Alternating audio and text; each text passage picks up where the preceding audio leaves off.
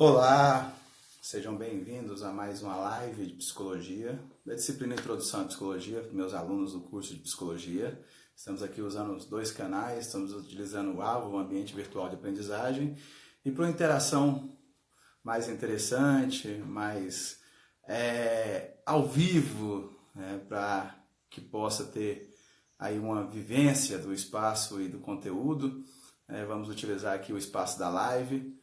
Hoje vamos trabalhar com a temática da teoria da Gestalt, lembrando que nós estamos em introdução à psicologia, então a teoria da Gestalt é uma teoria clássica, é uma teoria que surgiu lá junto com a origem da ciência psicológica, junto com a psicanálise, junto com o behaviorismo, só que em países diferentes, tá bom? É uma das escolas teóricas que deu origem à psicologia. Lembrando que não vamos confundir teoria da Gestalt com Gestalt terapia, são coisas diferentes. Gestalt terapia é uma forma terapêutica específica, tá bom?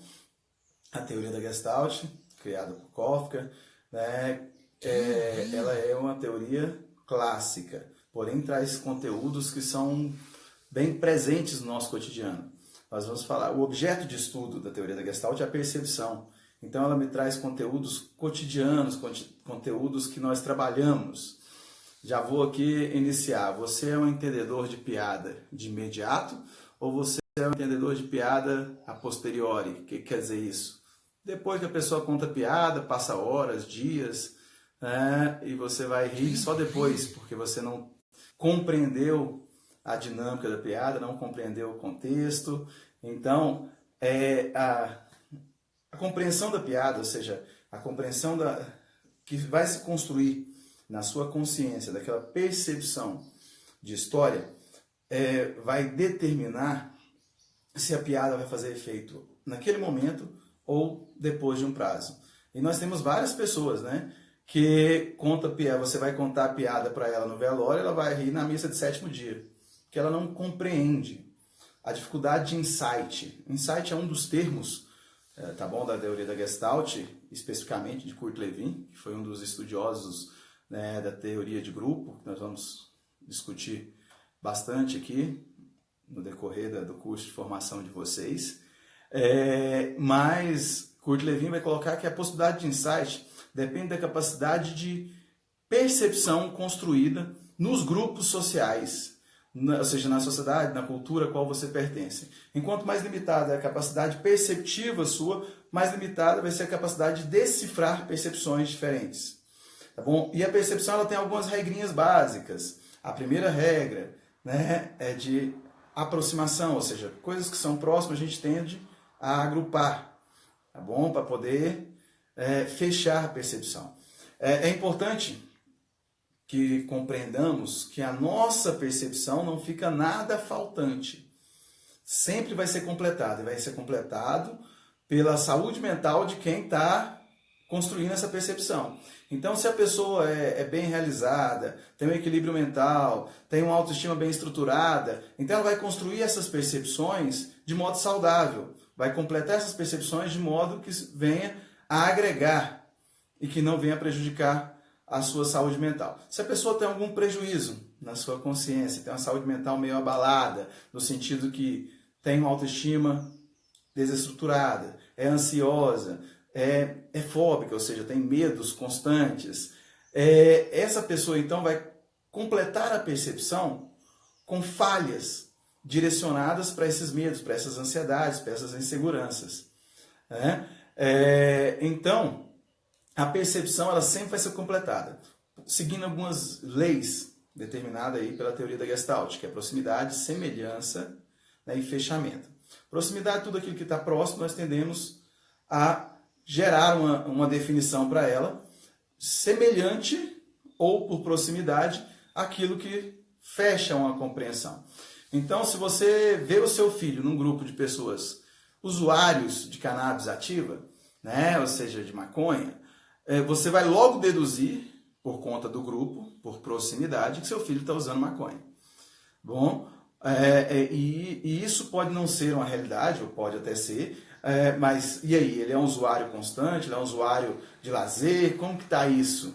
Mas não interessa para o pai e para a mãe. Ele vai fechar a compreensão e não vai aceitar. Porque a percepção é essa. Você está, né, com um grupo de maconheiros, você é maconheiro.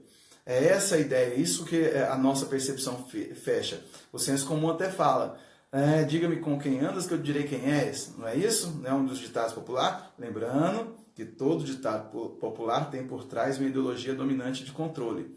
Então, essa percepção do grupo a qual o seu filho está ali acompanhando, vai gerar uma proximidade, um fechamento de sua interpretação perceptiva daquela situação, que geralmente é limitada, geralmente é distorcida. Distorcida em cima do seu medo, do seu filho venha a ter um comportamento inadequado, que venha a trazer prejuízos para ele social. Então, a percepção tem regras da forma que ela ocorre. Proximidade, tá bom? Semelhança. E vamos para a última, que é fechamento. O que é fechamento? A nossa percepção ela vai ter que separar o que é figura-fundo, para poder determinar o que é real que eu quero ver. Então você imagine, eu, da minha cor, né? Sou mameluco, por assim dizer, eu sou amarelo. Se eu vestir uma camisa amarela, numa parede amarela, e você tirar uma foto minha, vão ver, vai fazer, tem uns pontinhos pretos ali na cabeça, no rosto, mas não dá para ver o que é nem quem que é. Por quê? Você mistura figura-fundo. Enquanto mais confusa a figura-fundo, ou seja, enquanto mais difícil de separar o que é figura e o que é fundo, mais difícil eu fecho, mais difícil é de fechar, né, a boa forma, que é uma definição específica da Gestalt. O que é a boa forma? Uma compreensão completa do que está ocorrendo. Aí eu dei o exemplo para os meus alunos, quando você está assistindo futebol e começa uma briga entre os times lá dentro do campo de futebol, e todo mundo do time, cada um do seu time vai defender o seu time, começa a brigar, e o juiz precisa separar. Quem é que está defendendo o time ali? Por um amor à camisa, por identificação, né? De organização, uma identificação de time, e quem é que realmente está naquela confusão, porque começou, teve uma jogada violenta, teve um comportamento inadequado, entendeu? Então ele precisa separar a figura fundo, porque senão ele vai dar cartão vermelho para todo mundo. Então na hora que a gente fala fechar a boa forma, ou seja, compreender um fato na sua completude, eu estou falando em utilizar a percepção na sua máxima potencialidade. Separando o que é figura fundo, tirando os perigos de erros perceptivos, né, de proximidade e semelhança, e levar a um fechamento adequado, sem as minhas carências, sem os meus medos, sem as minhas ansiedades. Eu sempre dou um exemplo que se você mandar uma carta para alguém, que quase ninguém mais hoje em dia manda carta, né? Diga de passagem. Mas manda uma carta online, escrita alguma coisa, e incompleto.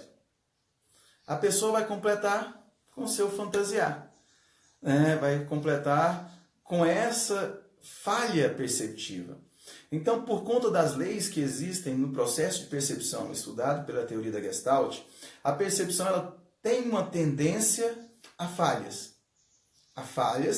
constantes, diga-se de passagem. Então, Kurt Lewin, ele colocou que o insight, que é a compreensão súbita de algo que num momento não parece claro, mas depois você consegue compreender, ou seja, fechar uma Gestalt, ou seja, fazer uma boa forma da compreensão, que é no caso da piada, ou seja, eu consegui compreender a piada e consegui sorrir dela. Então, essa compreensão súbita, que é o insight, ela ocorre, mas numa quantidade muito pequena, perto do total que a gente tem de percepção. A percepção mais tende a falhas perceptivas do que a uma boa forma, do que a um insight. E detalhe, eu posso ter insights errados, eu posso ter insight, ou seja, compreensão súbita de forma errada, errônea.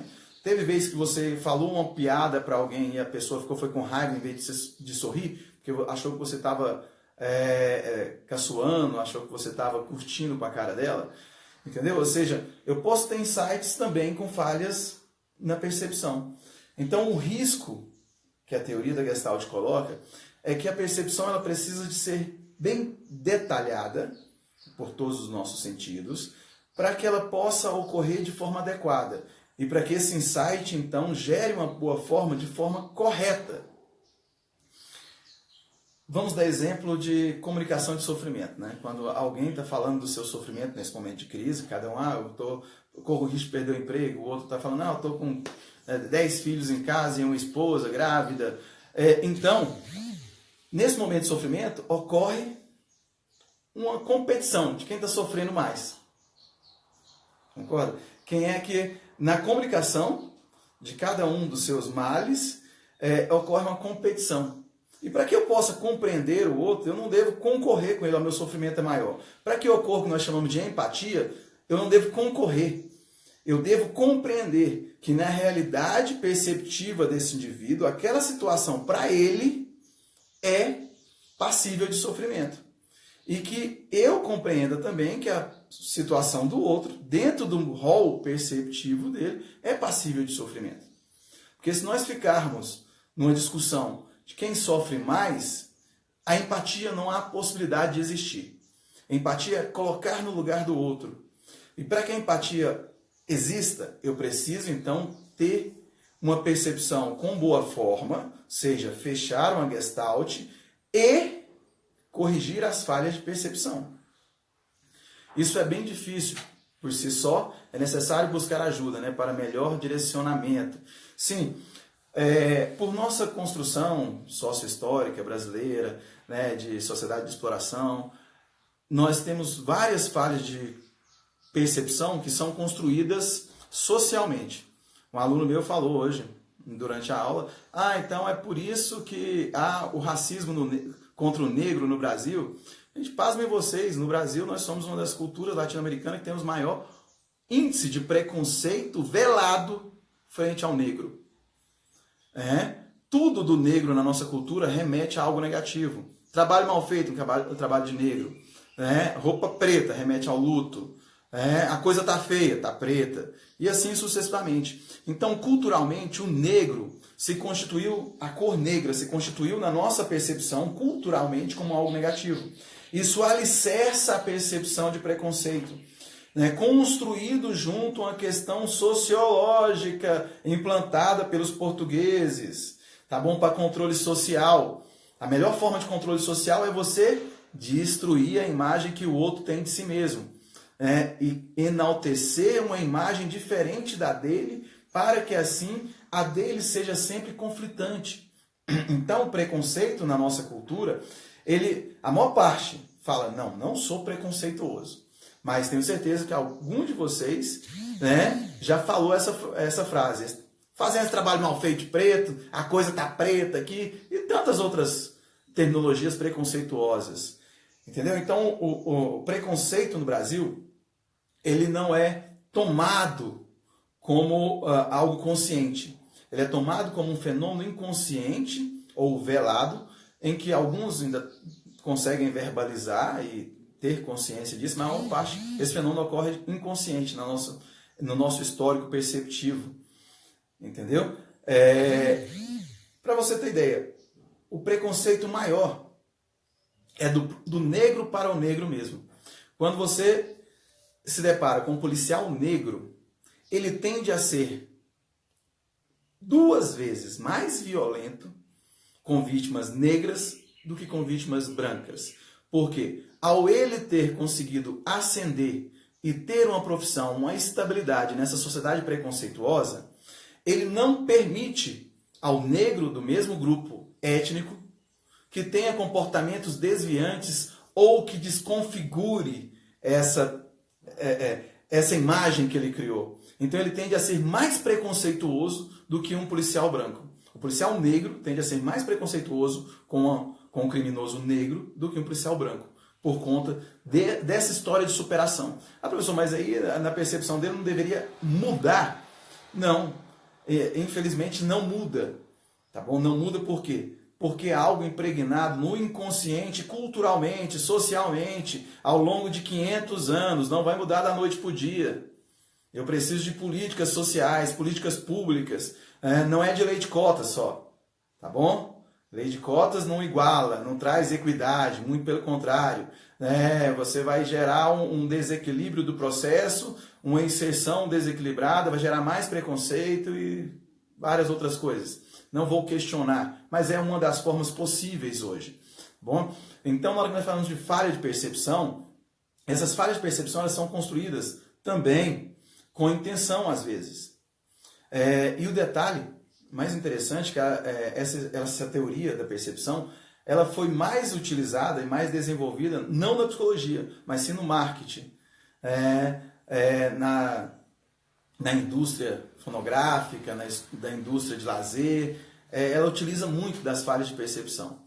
Aquela famosa frase de racista, eu não sou preconceituoso. Tenho amigos negros, tenho até amigos negros. Sim, com certeza. Concordo em teor e grau. É o que nós chamamos de preconceito velado. Que são falhas perceptivas construídas ao longo da história que, para superar isso, eu preciso então para um divã, eu preciso ir para um consultório, preciso me autoconhecer, preciso desconstruir alguns valores e crenças que constroem a minha percepção, para que assim eu possa corrigir então a percepção que eu tenho daquela etnia, daquela pessoa. Vou fazer uma indagação aqui, por que mulheres permanecem em relacionamentos abusivos? Vamos só descrever o que é relacionamento abusivo? Relacionamento abusivo é aquele relacionamento em que a mulher é tratada como objeto, é subjugada, é humilhada, é controlada nas suas vestimentas, no seu padrão comportamental, ela é isolada. E por que as mulheres ficam nesse relacionamento? Por que as mulheres permanecem nesse relacionamento? Respondo para você, é uma falha perceptiva de modo existente de afetividade a qual ela tem direito. Entendeu? A pessoa pode falar que é um problema lá na imagem que ela tinha com o pai na infância. Não vamos pegar a questão psicanalítica, não vamos pegar a questão traumática, vamos pegar a nível consciente. Tá bom? Vamos pegar na percepção que ela tem do companheiro. Alguém colocou aqui que ela permanece nessa situação por medo. Beleza. A maior parte das mulheres que estão numa relação abusiva, só para poder explicar melhor, toda relação abusiva, caso ela não tenha uma intermediação, uma maturação, ou seja, uma maturidade na qualidade dessa relação, que venha a mudar, ou seja, alguém interdite ali, um membro externo, porque internamente isso não muda, essa relação abusiva vai levar necessariamente à agressão física. E, quem sabe, ao feminicídio. Todos os feminicídios deram início em relações abusivas. Todos que eu pesquisei, foram exatamente 8 monografias a qual eu orientei, que nós pegamos dados das delegacias de Goiás e Brasília, e todos os feminicídios têm uma coisa em comum, tá bom? Começou as agressões a partir de relações abusivas. Mas não é essa a temática de hoje, não vou me ater a isso, mas não é o medo. Não é o medo que prende as pessoas. O medo cerceia a busca de ajuda. Tudo bem? Mas o medo não constrói a minha percepção. Falta de apoio, meio, vergonha de falar sobre. Não, na hora que a pessoa já está com medo e está com vergonha, ela já tem consciência que aquela relação não está certa. Mas eu estou falando daquelas mulheres que acham que aquilo é normal e fica ali. E na hora que você fala com elas, vão questionar. Não, mas cuida da sua vida, a minha vida é assim.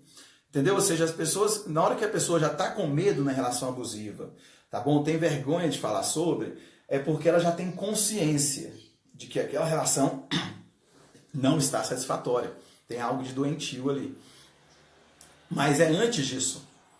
Antes disso, na percepção de afeto a qual ela tem que ter, ocorrem falhas. Falhas a qual ela acredita que aquele modo de afeto que ela está tendo é um afeto aceitável e bom. Entendeu? Aquela agressão, aquele cuidado, não quero que você saia com essa roupa, a mulher não toma como controle. Ela toma como um cuidado, como uma preocupação com ela, com uma pessoa que lhe quer bem. Entendeu? A percepção dela é distorcida. Depois, quando ela toma consciência que isso não é normal, que isso é um controle exacerbado, que cada um tem a sua liberdade, aí sim ela está tendo consciência da falha de percepção e vai buscar ajuda. Uma pergunta aqui, o feminicídio acontece por causa da fragilidade, né, emocional do homem? Sim, né? O que acontece? Nesse momento evolutivo, social, e é um momento ímpar, as mulheres conseguiram várias conquistas sociais e hoje elas estão no mesmo nível de competição no mundo do trabalho, no mundo das conquistas, e o homem não se preparou para isso. A sociedade machista ela não dissipou alguns meandros de controle social. Então o homem chega para poder encontrar com a mulher que ele espera que seja submissa, que ele seja um macho alfa, e a mulher está preparada para uma sociedade a qual ela tem seu direito, a sua igualdade, em que já superou o homem na questão de escolaridade, né, na questão de compreensão social, de conhecimento, e o homem não está preparado para isso. E a mulher, quando ela chega ao poder, né, ou seja, chega às disputas de mercado, ela disputa com o homem de igual para igual. E o homem não está preparado para aceitar isso. Então o homem faz uso de quê? Da força.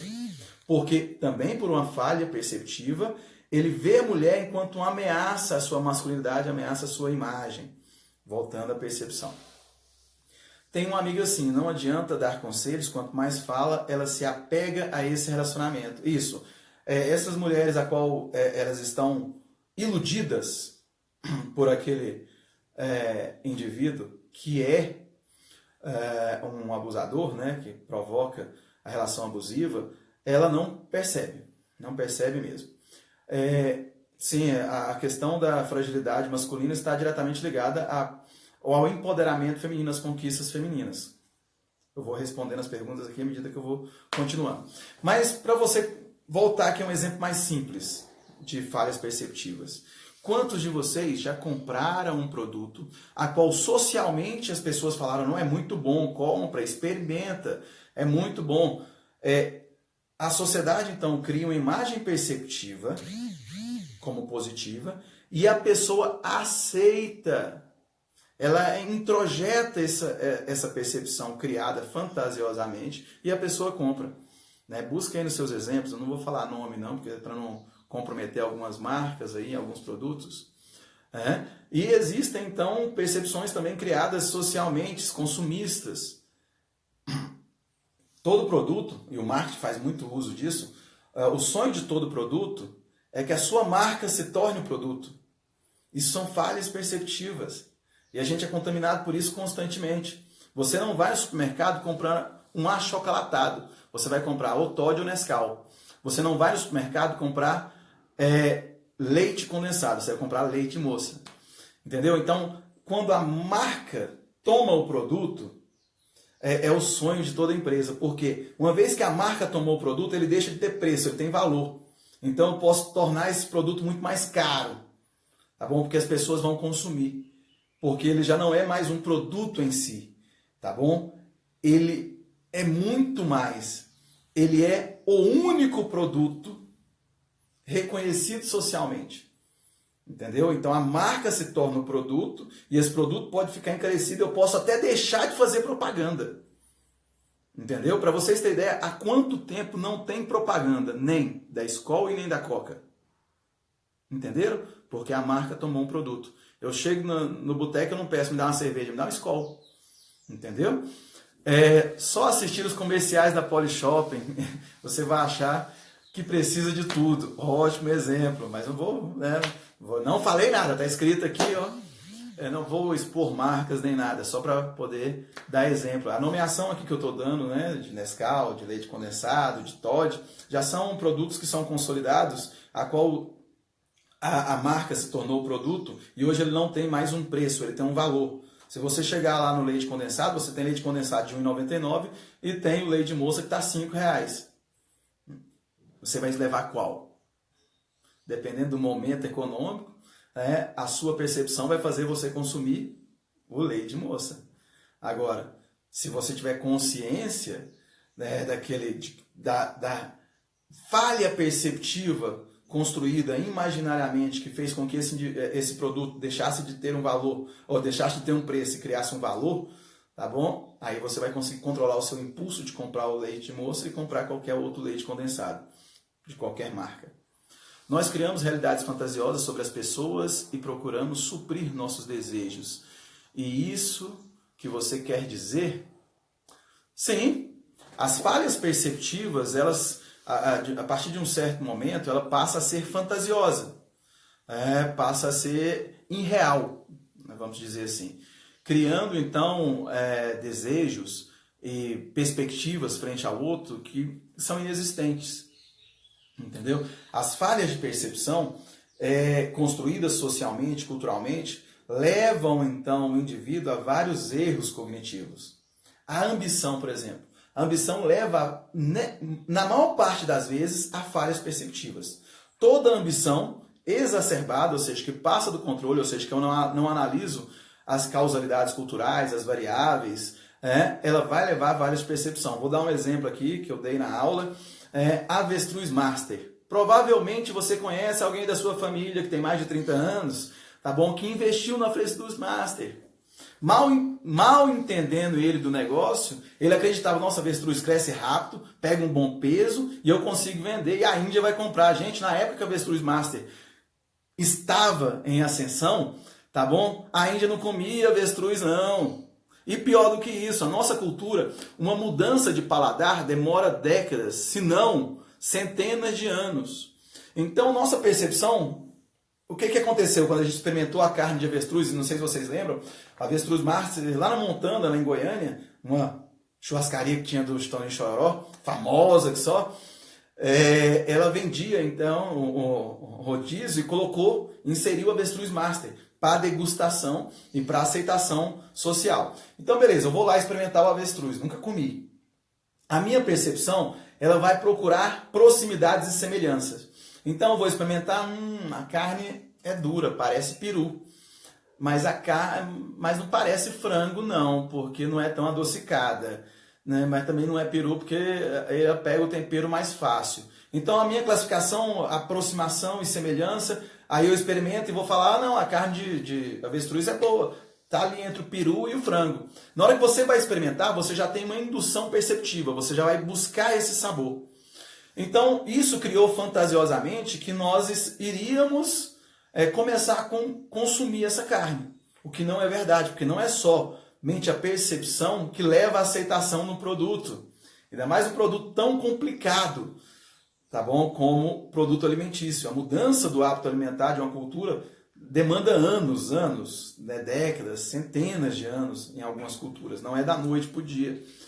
Então, a ambição, porque a margem de lucro estava em torno de 20% a 30%, era uma pirâmide, né? Era um processo de pirâmide. Então, as pessoas nem sequer analisaram, né, as falhas perceptivas, as falhas na construção do plano de negócio. Entraram. Onde é que tinha um lucro de 20%, 30% por mês? Nunca na vida, todo mundo. Na minha família teve gente que vendeu carro e tudo. Por quê? A ambição, uma vez posto o processo de ambição, ela vai camuflar ou distorcer toda a interpretação perceptiva da realidade. Enviesando, ou seja, fazendo com que a minha percepção só olhe as vantagens do negócio, não olhe os riscos, né? E nem analisa a questão contextual real. Entendeu? Através da atividade dos pensamentos, as percepções podem produzir símbolos e signos para representar a realidade. Sim, aí nós já estamos numa evolução teórica, né? Nós já estamos saindo da teoria da Gestalt para outras teorias, mas toda percepção, tá bom? Ela vai alimentar os pensamentos, vão construir signos. Esses signos vão ter significados, que são produções sociais para poder interpretar aquele objeto, e significantes, que são a carga afetiva, a qual eu vou construir em cima desses signos. E essa carga afetiva, ela é dada a partir do grupo social que eu estou, da sociedade que me representa, da ideologia que está presente no meu grupo cultural. Então, isso vai definir a minha representação de realidade. Você já está em uma teoria de representação de realidade, é uma evolução teórica, não vou me ater a isso, mas está correta a sua percepção. Então, as falhas perceptivas, gente, elas são constantes. E é muito interessante você ver elas acontecerem. Quantos de vocês já cumprimentaram alguém, né, que você acreditou que era alguém que você conhecia, na hora que a pessoa virou, você falou assim, ih, deu ruim, tudo bem? Eu faço isso com uma constância muito grande. Então, na hora que você percebeu a pessoa que você conhecia, inconscientemente, você que visualizou aquela pessoa e queria que fosse aquela pessoa, por motivos N. Não sei. Aí a sua percepção fez o quê? Fechou a gestalt que nós falamos, ou seja, fechou uma compreensão desejada, porém com falha. E você cumprimentou alguém que não era a pessoa que você conhecia. Entendeu? Então as falhas de percepção ela ocorrem constantemente. E elas são até mesmo incentivadas culturalmente, porque isso faz com que às vezes eu consuma um produto, acredite em uma pessoa, viabiliza uma série de fatores sociais e culturais de controle. Então as falhas perceptivas às vezes têm uma finalidade. A ideologia implanta isso de forma bem eficaz. Eu tenho que ter cuidado com isso. Por isso que eu preciso compreender e entender como é que funciona o processo perceptivo. Tá bom? Primeira coisa, as regrinhas então, eu sempre vou tender então a fechar a minha percepção por semelhança, por proximidade. Vou sempre tentar completar. Mas é interessante que a minha capacidade perceptiva ela é construída pelos grupos sociais a qual eu navego. Enquanto mais limitados os grupos sociais que eu navego, mais limitada será a minha percepção da realidade. O que quer dizer isso? Se deitarmos duas pessoas aqui no chão para poder ver as nuvens, aí um que tem um grupo social mais variado, ele vai construir seu repertório de percepção mais rico. E ele vai olhar para as nuvens, nossa, eu estou vendo um camelo. E o outro, de um grupo social mais restrito, ele vai olhar para a nuvem e falar assim, onde é que você está vendo esse camelo? Não estou vendo, não. Aí o outro do grupo social, mais elaborado, ele vai desenhar. Aí vai ter o que nós chamamos de contaminação perceptiva. Bom, o outro vai ver, por quê? Porque o outro falou. Mas ele mesmo não conseguiu construir essa percepção. A contaminação perceptiva leva então à aceitação de percepções de outra pessoa sem contestar. Leva a preconceitos? Com certeza. Entendeu? Se todo mundo vê assim, por que eu devo ver diferente? Entendeu? Então, as falhas de percepção, eu gosto de analisar elas, porque quando um juiz me pede uma perícia, por exemplo, trabalhista, eu quero que nesse caso aqui, a pessoa está alegando que teve síndrome de burnout no trabalho, e eu quero que você comprove se isso é verdade ou não. O que o juiz quer? Ele quer separar a figura fundo do processo. Ele quer entender se a empresa é culpada de desencadear aquela doença, a síndrome de burnout, né? Ou se essa síndrome de burnout foi startada, né? Ou iniciada em outro ambiente que não a organização.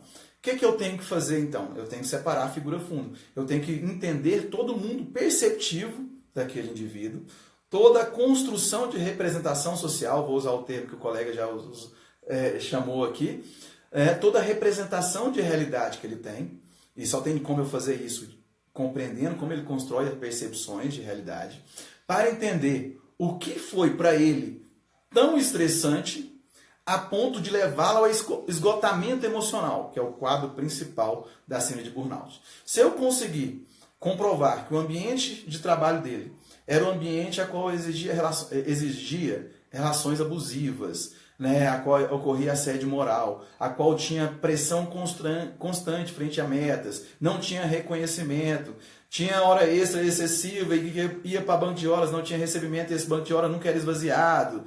Tinha uma série de fatores que eram estressores crônicos, cumulativos, e que levou a essa representação mental do mundo do trabalho na cabeça desse ex-funcionário, a um turbilhão de estresse que criou no mundo do trabalho uma imagem muito negativa que representou mentalmente, então, uma associação de trabalho com sofrimento. E sofrimento único, sem possibilidade de prazer. Então aí você amarra essa representação mental nesse indivíduo de trabalho e sofrimento, que leva ao esgotamento. Aí ele, toda vez que vai ao trabalho, ele já vai com todos esses estressores que são crônicos e se acumularam, com essa representação de trabalho totalmente negativa e não vai conseguir se realizar lá. Nesse contexto, você vai ter aí um gatilho ou um nexo causal para a construção da síndrome, né, de burnout. Então, eu conseguindo comprovar isso e levo ao juiz, o juiz fala assim, não, então realmente o trabalho gerou a síndrome de burnout. Porém, em outra realidade, que o indivíduo trabalha em uma empresa a qual é bem humanizada, tem programa de qualidade de vida, não tem uma pressão frente a metas, a meta é acompanhada, porém não há uma cobrança direta, cada um é responsável pelo seu ganho, e tem liberdade de atuação, tem liberdade de vestimenta, não tem vigia, o trabalho não tem a questão do banco de horas, quando tem ele é pago ou é esvaziado de forma adequada, o discurso corporativo é um discurso que se realiza de fato. Ok, então mentalmente, na representação mental dessa pessoa, não tem motivo nenhum para uma empresa dessa gerar um estressor constante. Aí eu vou investigar a vida dele, beleza, ele está recém-separado, está disputando guarda de filho, está com a pensão aí atrasada, está com o aluguel atrasado, com o carro com busca e apreensão, ou seja, os estressores dele são fora do trabalho. E esses estressores fora do trabalho pode gerar síndrome de burnout? Necessariamente não. Tá bom? Porque síndrome de burnout está relacionado ao trabalho. Todavia, esse excesso de estressor externo fez com que ele trouxesse esse contexto perceptivo para a empresa. Porque não existe aquele mantra, vamos separar, viu? O que você passa em casa é em casa, o que você passa no trabalho é no trabalho. Não existe esse mundo de caixinha separado na cabeça, não. Um influencia o outro. Tá bom? Se você está mal em casa, está com raiva de alguma coisa em casa, isso vai chegar e impactar no seu trabalho. Você vai chegar dando patada nos seus colegas de trabalho, não vai cumprimentar, vai chegar com a emoção toda perturbada e vice-versa. Se você está passando por momentos ruins no trabalho, isso vai impactar na sua casa, a sua libido vai cair, a sua disposição à troca de carinhos, a atenção para os filhos vai despencar. Então não existe esse mundo separado aí não, esse mundo cartesiano, casa e trabalho. Isso é mito. Tá bom? Então, mas nesse momento, o que acontece? Nesse contexto de disputa de guarda, aluguel atrasado, carro com busca e apreensão, esses estressores vieram para o mundo do trabalho. E esses estressores no mundo do trabalho se cristalizaram, mesmo o trabalho tendo uma condição boa de desenvolvimento. Então, ele desenvolveu o síndrome de burnout, sim, que é uma doença específica do mundo do trabalho, só que os estressores dele, o nexo causal, não tem a ver com a empresa. Então, sendo assim, a empresa não é imputável pelo adoecimento dele. Compreenderam, então, por que preciso entender das falhas de percepção? Por que a teoria da Gestalt, construída lá em 1900, ainda é atual? E para falar mais, né, para poder finalizar, já que não veio nenhuma pergunta a mais, veio aqui. Através da atividade do pensamento, as percepções podem produzir símbolos e signos representar. Já respondi essa, sim. Isso está acontecendo hoje com os bitcoins, né? Prometem lucros exorbitantes. Tenho amigos que venderam apartamento para investir em bitcoins. As pessoas não aprendem. A ambição sobrepõe a coerência. A ambição, ela apaga a possibilidade de compreensão perceptiva real do fato. É essa a questão. Quando alguém te diz que uma pessoa se parece com outra, pode não parecer, mas achamos que parece porque isso acontece. Isso aí é o que nós chamamos de influência perceptiva. Uma vez que alguém conseguiu ver alguma coisa interessante, engraçada, e te fala, você vai ser contaminado, né, por aquela percepção. Os testes de inteligência, quando você vai fazer processo seletivo para empresa, para concurso, aí nos testes de inteligência, uma vez que você está fazendo ele, aí você não está compreendendo. Se alguém falar assim, essa questão aqui a imagem de baixo está subtraindo a de cima, aí você não estava percebendo. Mas por uma interferência perceptiva, você é levado então à compreensão, a um insight, né, também.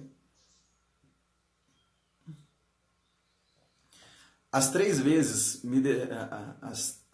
me decepciono com as outras pessoas porque acho que são como eu. Isso é algo que sempre tenho que trabalhar em mim. Posso dizer que é uma falha de percepção muito grande, é uma falha de percepção enorme que várias pessoas têm de igualitarismo. Inclusive isso acontece muito no ambiente de trabalho, nas organizações, que é o que nós chamamos de igualitarismo de performance, estudado por Álvaro Tamayo. Uma vez que eu estou trabalhando e eu tenho o meu ritmo de trabalho, eu quero que todos tenham o mesmo ritmo ou melhor. Se estiver abaixo do que eu produzo, isso vai me incomodar. E eu vou começar a reclamar, vou apontar, porque eu tendo, no meu mundo perceptivo, achar que se eu consigo fazer assim, todos devem conseguir. E esse igualitarismo de performance, então, é também um comparativo perceptivo de produtividade, tá bom? Frente ao meio que você está. Bem, agora eu vou finalizar com uma teoria gostosa que vem também, a derivada da Gestalt, que é a teoria de campo de Kurt Lewin. O que é a teoria de campo? Ele vai falar que nosso mundo perceptivo, né, nosso mundo de interação, ele tem polaridades, né, tal como o ímã, que tendem a atrair ou repelir a pessoa. Então, eu vou usar o exemplo que eu dei, que eu formulei hoje pela manhã. Se você está no BRT da vida, vindo lá de Valparaíso, você pega o BRT lá em Valparaíso e você está indo lá para a Esplanada. 40 minutinhos de viagem, sendo bem otimista. BRT lotado, e alguém encosta em você. Se ele encosta em você, o seu campo, o seu espaço vital, ele é ativado. O que é isso? Você começa a ter gastura, começa a arrepiar, começa a ficar incomodado, tenta buscar distanciar dessa pessoa. Por quê? Seu espaço vital está sendo invadido, então você tende a ampliar esse espaço. Então eu quero distância dessa pessoa. Nessa mesma situação no BRT, lotado, descendo aí por um longo tempo, essa pessoa que se aproxima, ela tem o mesmo cheiro de um ex-namorado seu ou uma ex-namorada. E eu vou usar o sentido do olfato porque é um dos que gera melhor memória. Tá bom? Quando você se lembra de um cheiro, você não lembra só do cheiro, é como se cristalizasse um momento, uma imagem específica na sua mente. Então a pessoa está usando o mesmo cheiro de um ex seu, que você gostou, foi uma relação boa, não foi uma relação traumática. O que acontece? A sua percepção começa a trabalhar. Opa, o cheiro me ativou algo positivo. Então a sua percepção começa a construir uma aceitação perceptiva dessa pessoa. Você nem sequer a viu ainda. Aí, como o cheiro te remete a uma imagem boa do seu ex-namorado, a sua percepção começa a construir uma imagem da pessoa. Isso é um fenômeno inconsciente. A pessoa pode ser desprovida de beleza, tá bom? Ou seja, ser horrível. Mas na hora que ela vira e que você vira e vê a pessoa, você tende a ter uma aceitação, tanto da imagem como da pessoa. Entendeu? Por quê? Porque a percepção, alimentada por uma lembrança do inconsciente, do cheiro, construiu uma imagem aceitável. Então, nesse momento, o espaço vital tende a diminuir. Aí vocês começam a conversar e o papo flui, e esse espaço vital ele pode até ser rompido, gerando osmose. A hora que o indivíduo te dá um beijo no rosto, tchau, prazer em conhecê-lo e tal. Ok, então o espaço vital ele é flutuante. Né? Depende da percepção que eu construo, a percepção que eu construo daquele momento. A percepção ela é sempre presente, entendeu? Ela é construída naquele momento, lógico, em cima de um arcabouço de emoções, históricos, culturais, presente, mas ela é sempre naquele momento, ela é flutuante, então. Então o espaço vital, ele é também flutuante a partir das percepções que a gente tem. O espaço vital seu tem momento que você quer que as pessoas que estão no mesmo ambiente estejam longe, nesse momento de coronavírus, né? No mínimo 2 metros de distância. E se espirrar, eu ainda dou um mortal para trás. Agora, no momento em que você está enamorado, no momento que você está trocando saliva, tá lá, ocorre a osmose. Esse espaço vital ele é unido, ou seja, a pessoa gruda o corpo no outro. Já viu quando os dois namorados assim, adolescentes estão se beijando, gente? Que um abraça o outro, parece que um está comendo o outro, assim, os dois se tornam um. Então, naquele momento, Kurt Lewin vai falar que ocorreu, então, uma osmose de espaço vital e a percepção de ambos permitiu uma troca de saliva, uma troca de fluidos aí, porque construiu uma percepção positiva. Aí vai que na hora que estão ali trocando saliva, trocando fluidos, aí o indivíduo mais desastrado, que o homem sempre faz isso, é mais desastrado que mulher, pega e fala, erra o nome da pessoa. Zap! Ocorre um descolamento imediato. Por quê? O campo perceptivo da mulher fala assim, não, então ele não gosta de mim, não estava beijando mim, não. Estava beijando eu e pensando em outra. Opa, o espaço vital tende a ampliar novamente. Entendeu? Então o espaço vital é um conjunto de confluências perceptivas que podem unir pessoas e grupos ou pode distanciar. Você no seu casamento tem momentos em que seu espaço vital está com osmose e tem momentos que seu espaço vital está bem amplo. Tem momentos que você olha assim, pro seu companheiro, para sua companheira, assim, o que eu fiz, gente? Podia ter feito outra escolha. Para que eu escolhi essa marmota que deixa aí a cueca jogada, né? Que deixa a calcinha pendurada no banheiro, deixa a toalha molhada na cama? Para que eu escolhi isso? Nesse momento, seu espaço vital está se ampliando, distanciando, e a sua percepção do seu objeto amado está construindo uma imagem negativa. Porém, nesse mesmo exemplo, seu companheiro ou sua companheira de repente chega e fala assim, meu bem, estava na rua, lembrei de você, trouxe uma torta de Nutella, né, aquela que a gente comeu no primeiro dia, que a gente saiu e tudo, que você gosta demais. Oh, meu Deus, ele lembrou de mim, se preocupou comigo, olha só como ele é um bom companheiro. Tá, espaço vital, cola de novo. Então, a teoria de espaço vital é muito interessante para você entender como que a percepção ela é influenciada e ela é flexível, e que essa percepção, a percepção desse espaço vital, ela é grupal também, ela é construída por grupos, por etnias, por culturas. Entendeu? Então, antes de julgar qualquer pessoa, antes de interpretar um fato, eu preciso, então, compreender o mundo perceptivo dela. Na hora que a gente fala de empatia, é muito fácil, seja empático nesse momento. Eu assisti uma live esses dias de um companheiro, um amigo, que ao final ele falou assim, deixa lá o like na minha página e, por favor, façam comentários empáticos. Eu falei, beleza, se a pessoa entendeu o que é empatia, tá tranquilo. Senão, por quê? Para ser empático, eu preciso, então, ativar uma compreensão do mundo perceptivo do outro, para não ser egoísta e usar somente o meu mundo perceptivo para interpretar o mundo do outro. Então, quando eu digo em empatia, é uma compreensão das nuances perceptivas daquele indivíduo, para que assim eu não entre numa concorrência de sofrimento, numa concorrência de quem é melhor ou pior, quem está sofrendo mais ou quem está sofrendo menos. Tá bom? Bem, tem mais alguma dúvida, alguma curiosidade? Alguém pode me falar aí alguma falha de percepção? Alguém pode dar algum exemplo aí de falha de percepção? Ou seja, alguma coisa que você comprou pensando se é mil maravilhas, pensando se é a melhor coisa do mundo, a solução dos seus problemas, na hora que chegou aí pelo Wish, né, pelo Mercado Livre, era uma marmota. Até mesmo nas relações amorosas. Eu pergunto a você, as relações amorosas nos levam a falhas de percepção? Sim ou não? Abraço, Rubens. Grande amigo de Alfenas. Ô, saudade daquela época, viu, Rubens? Abraço, Cleiton, Fernanda. Então, você já passou por isso, de comprar alguma coisa que você imaginava que fosse mil maravilhas e quando chegou presencialmente era uma mercadoria, para não falar outra coisa, uma merda, né? Então, nas relações amorosas ocorre várias distorções perceptivas. Música, que a gente entende a letra errada e canta errado durante anos. Principalmente música em inglês. Quando você não sabe falar inglês, é muito engraçado. Eu vejo pessoas gostarem de algumas músicas, que a música está quase xingando ele. Mas ocorre isso.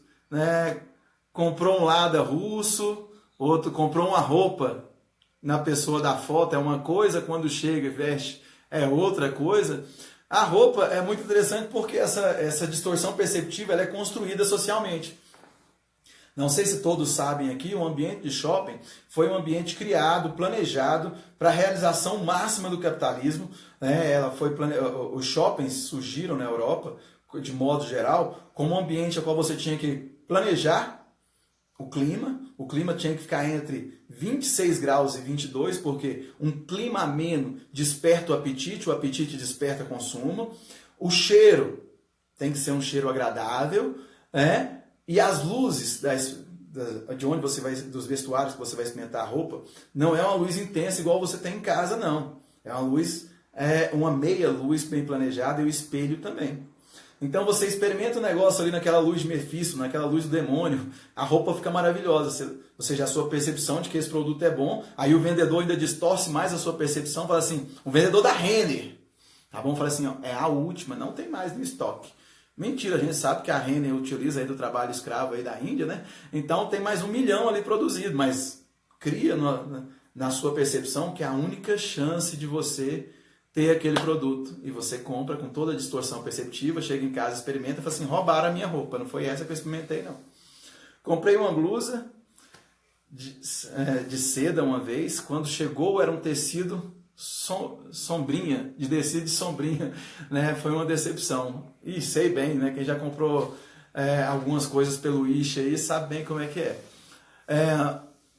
Uns modelos sarados, quando visto, fica totalmente diferente. Com certeza, isso é falha perceptiva. Então, a intenção da aula hoje é trazer uma teoria clássica, uma teoria básica. Todavia, não vou conseguir esgotar, né, essa teoria, mas trazer algumas teorizações e atualizações dessa teoria e mostrar como que ela é importante, que eu não posso desprezar o que é clássico porque ele se faz atual. Me falaram que é aparelho de ginástica que oferecem milagres, né? Aparelho de ginástica, produtos que eu posso tomar, eu vou ficar forte, eu vou emagrecer, que são falhas perceptivas. Quando o indivíduo coloca um broche e fala assim, emagreci, pergunte como, desconfie, porque ele vai provavelmente fazer o quê? Uma contaminação perceptiva em você e fazer com que você, então, construa uma percepção distorcida daquele objeto. Então, os shoppings foram criados com auxílio de psicólogos? Sim, com auxílio não só de psicólogo, mas de várias teorias psicológicas e de marketing. O marketing ele utiliza de várias teorias psicológicas para ser planejado. As técnicas de marketing, tudo, né, envolve uma teoria psicológica por trás. Tá bom? A teoria das necessidades, criação de desejo, né, tudo isso é muito bem planejado, não é aleatório, bom, não é por acaso. Então, onde os psicólogos não se apropriam do seu conhecimento e não defendem, outros, né, profissionais aprendem a utilizar e ganham dinheiro com isso. O mundo é assim, ou seja, se você não faz, outro vai fazer, né, vai transformar isso em um produto. Ao me separar, percebi que o meu ex-companheiro era uma pessoa totalmente diferente do que eu imaginava. Isso foi uma falha de percepção? Nossa, essa é uma fala que eu mais escuto quando me chamam para fazer mediação em processo de separação, quando tem aqueles mutirões e tal. A gente é chamado, né, a fazer uma mediação, porque o que acontece? Quando nos mutirões de conciliação, de cada 10 separação realizada, 7 volta para desfazer, fala assim, não, vou ter com meu companheiro, a gente vai mais separar, não. E essa é a fala que eu mais escuto, tá bom? Ou seja, separei da pessoa e depois que eu separei, percebi que ela era totalmente diferente do que eu percebia. Não é isso. É porque quando a gente está enamorado, a nossa percepção ela tem uma contaminação constante. A gente busca idealizar, a gente busca então fechamentos que justifiquem a minha escolha. Isso é que é interessante, ó. Busco, na minha percepção, julgamentos que venham a confirmar ela. Exemplo, hoje eu tenho dinheiro para comprar um carro e eu gostaria de comprar, vamos pegar um HB20, né? Porém, o que eu tenho do banco são 12 mil reais. 12 mil reais e eu não quero me financiar, não quero me endividar nesse momento. Então não vai dar para me comprar um HB20, eu compro um Uno milha eletrônico, 1999, aquele quadradinho, que é o mais econômico que existe até hoje. Tá bom? Que até o vento leva ele. Calma, eu vou chegar, vou responder lá a sua pergunta.